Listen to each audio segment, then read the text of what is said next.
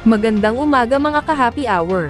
Narito ang mga balita para sa MBC TV Network News Update, 9 AM edition. Executive order para sa floor price ng palay, napapanahon na. Yan ang MBC TV Network News, ni Raymond Dad Paas.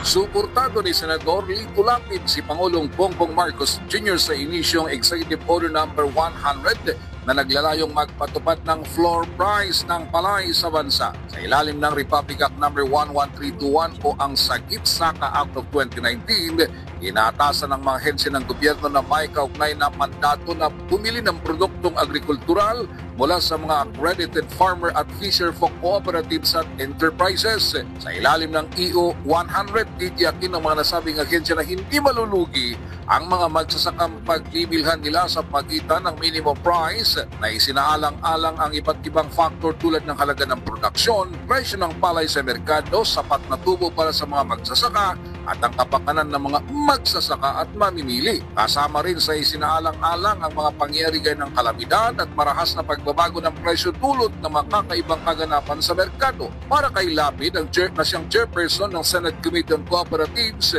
napapanahon ang mabilis na aksyon ng Pangulo dahil matutugunan nito ang kahilingan ng mga magsasaka at may isda na labis ang paghirap dahil sa sobrang importasyon at smuggling. Magungunit ang iniulat ng ilang grupo ng magsasaka kay Lapid na ang presyo ngayon ng pala ay pumapalo mula 10 hanggang 14 na piso kada kilo sa Nueva Ecija, Pampanga, Bicol at iba pang bahagi ng bansa. Sa Isabela naman ay bumagsak sa 8 pesos hanggang 10 piso ang farm gate price ng palay na lubhang ikinalungkot ng mga magsasaka roon.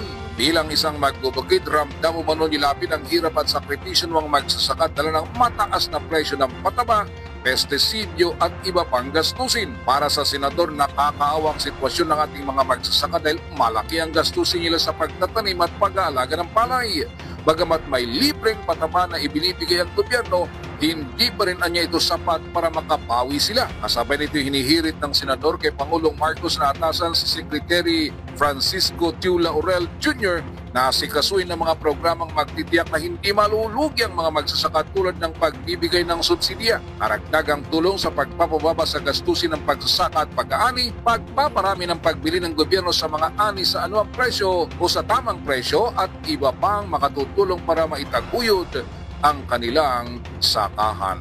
Para sa MBC TV Network News, ito si Raymond Dad Paas ng DZRH, una sa Pilipinas, una sa Pilipinas.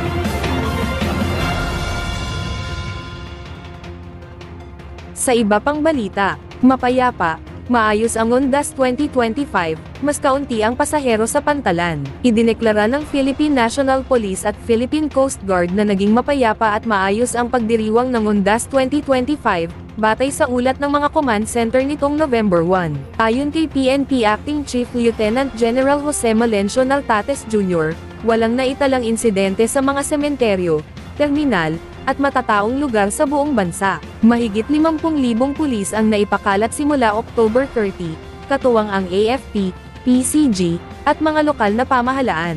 Samantala, iniulat ni PCG spokesperson Captain Noemi Cayabyab, na umabot sa mahigit 700,000 pasahero ang bumiyahe sa mga pantalan mula October 30 hanggang November 1, mas mababa kumpara sa mahigit 2 milyong pasahero noong Ondas 2024. Ayon sa PCG, karamihan sa mga biyahero ay nagmula sa Cebu, Batangas, at Iloilo. Dagdag pa ni Cayabyab, pinaigting ang pre-departure inspections, at mahigpit na ipinatutupad ang mga patakaran laban sa overloading. Patuloy rin ang deployment ng rescue swimmers, medical teams, at floating assets sa mga pantalan at baybayin, upang matiyak ang kaligtasan ng mga biyahero sa panahon ng Ondas.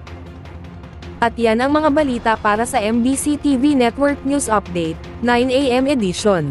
Abangan ang mga susunod na balitaan mamaya, para sa 10 AM edition.